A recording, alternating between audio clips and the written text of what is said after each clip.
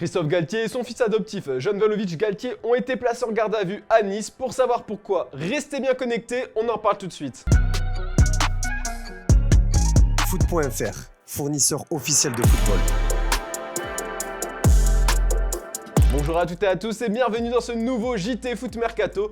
Aujourd'hui, on va parler de l'affaire Galtier. Rappelez-vous, au mois d'avril, le coach du PSG a été accusé de discrimination raciale, mais il était impossible de dire s'il s'agissait là de la vérité ou d'une volonté de faire du tort à l'entraîneur français.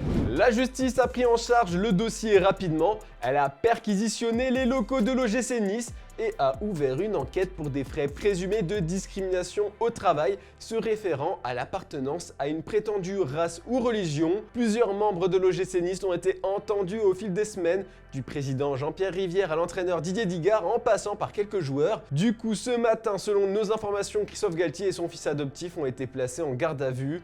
Ils ont été invités à donner leur vision des faits. Pour l'instant, Galtier a toujours contesté les accusations, mais n'avait pas encore eu l'occasion de s'exprimer face à la police. Cette nouvelle pourrait surtout retarder son départ et l'arrivée du futur coach Luis Enrique.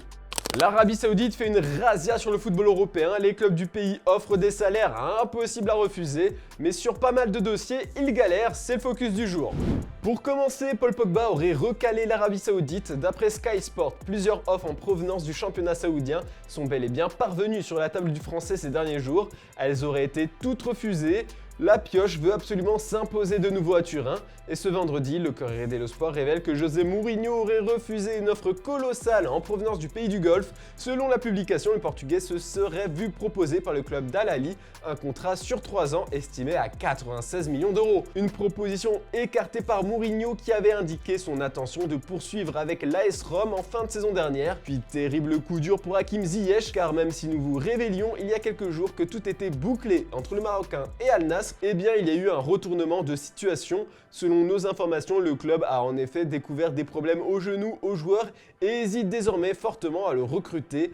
Tout pourrait capoter. Les Blues devaient toucher une indemnité de 15 millions d'euros et un salaire annuel compris entre 12 et 13 millions d'euros par an attendait le joueur. Du coup, d'autres pistes sont envisagées par les dirigeants saoudiens.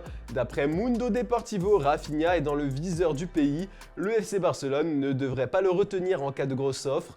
Reste désormais à savoir quel club du championnat saoudien lancerait une offensive sur l'ailier brésilien. Et le jeune attaquant du Celtic, Jota, pourrait s'envoler à Al Ittihad à seulement 24 ans.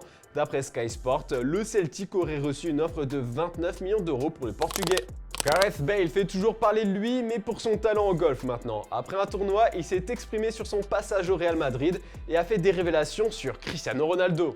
Le Gallois garde un très bon souvenir de CR7, mais l'état d'esprit du Portugais a parfois fait grincer des dents Bale. C'était une bonne personne, mais qui a eu ses moments. Par exemple, si nous gagnions 5-0 et qu'il ne marquait pas, il allait dans le vestiaire et jetait ses chaussures comme s'il était en colère. Mais c'était une bonne personne, il n'y avait rien de mal avec lui et aucun problème entre nous. Beaucoup de gens peuvent être un peu effrayés au début par sa façon d'être, mais il n'y a aucune raison de l'être. Du coup, je vais poser la question du jour aux sportifs, à ceux qui jouent un sport d'équipe. Est-ce que vous cautionnez le comportement de Cristiano Ronaldo dans un vestiaire ? On a hâte de lire vos avis en commentaire. Et hier, on vous a demandé si le Barça allait réussir à boucler son mercato. Eh bien, vous êtes beaucoup à penser que le club catalan va réussir son mercato sans souci, tant que certains joueurs sont vendus pour renflouer les caisses. Puis une exclue foot mercato, Strasbourg a un accord de principe avec Patrick Vieira. Frédéric Antonetti et le RCS ont décidé d'un commun accord de mettre un terme à leur collaboration en début de semaine. Cette annonce fait également suite au rachat du club alsacien par le consortium américain Blueco, déjà propriétaire de Chelsea. Marc Keller et Loïc Désiré, qui sont toujours en charge du sportif au club, ont donc décidé de miser sur Patrick Vieira pour prendre les rênes de l'équipe alsacienne. Selon nos informations, un accord a été trouvé ces dernières heures entre les différents partis pour un contrat de 3 ans. Une tragique histoire prend enfin fin ce vendredi, la FIFA a rendu son verdict dans l'affaire Salah. Le FC Nantes va obtenir gain de cause dans le litige lié au transfert d'Emiliano Sala à Cardiff en 2019. Ce vendredi, le journal L'Équipe révèle que la FIFA aurait en effet sommé le club gallois de payer les 2 dernières tranches du transfert de l'Argentin qui est de 11 millions d'euros. L'enquête ouverte par le parquet de Nantes concernant les circonstances dramatiques du transfert, elle, est toujours en cours.